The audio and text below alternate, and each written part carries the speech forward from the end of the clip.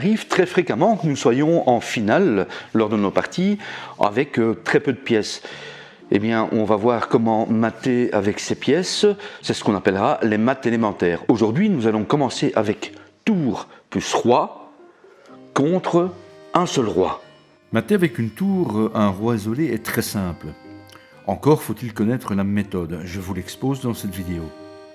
Le principe est basique et répétitif. Le premier objectif est d'amener le roi adverse à la bande.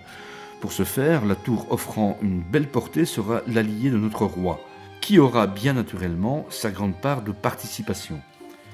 Dans un premier temps, il faut donc acculer le roi à la bande. Dans le cas présent, nous allons le conduire gentiment vers la rangée 8.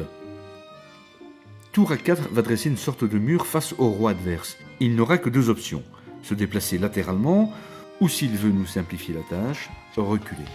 Il suffira dans ce cas de déplacer le mur vers la rangée 8 en jouant tour A5. Mais le roi noir n'étant pas si docile, il joue roi D5 afin de tenter de s'approcher de la tour et de sorte à la menacer. Le roi blanc, pour provoquer l'opposition, c'est-à-dire bloquer 3 cases au roi noir, dans le cas présent, doit se positionner à une portée de cavalier. Si le roi noir joue D5, il suffira à la tour de jouer A5, afin de repousser encore un peu plus le roi vers la bande. Bien entendu, ne s'avouant toujours pas vaincu, il ira en B5 en menaçant directement la tour. Pas de panique, tour H4 lui ôte toute illusion. Et ce, tout en maintenant le mur. Roi A5 suivi de roi C3, toujours à l'esprit la portée de cavalier. Ici, il est très important de retenir que si le roi blanc joue B3, le roi noir repart vers la tour et, de fait, on perdra du temps et des coups. Il faut donc opérer ce que l'on nomme un coup d'attente. Dans le cas présent, tour G4.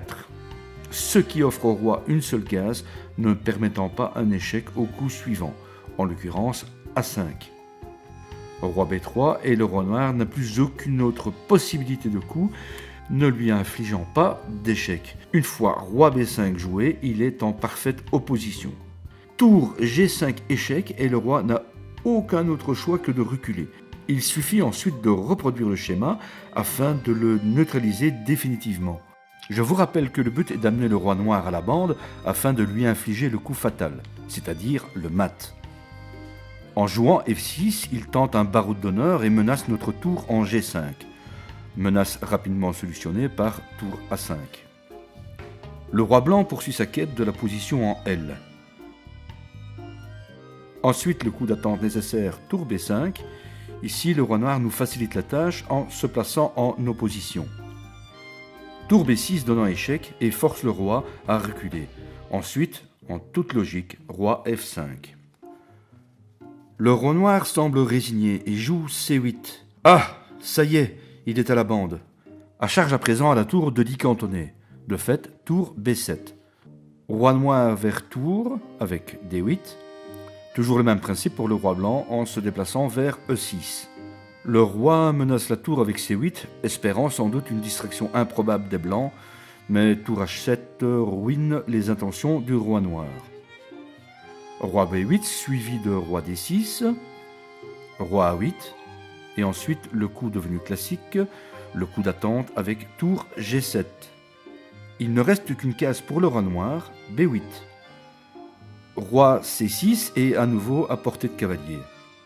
Si le roi noir joue C8, il est mat par tour G8. Il prolonge de peu son agonie avec A8. Le roi blanc, en jouant tour B6, n'offre que la mise en opposition à son alter ego. Il suffit à la tour de se déplacer en G8 afin de porter les stockades et donc de réaliser un superbe mat. Notez que, bien entendu, ces principes sont applicables à l'ensemble des bandes de l'échiquier. Si vous avez suivi cette vidéo jusqu'ici, bravo! Vous savez à présent mater à coup sûr avec votre roi et votre tour contre un roi isolé.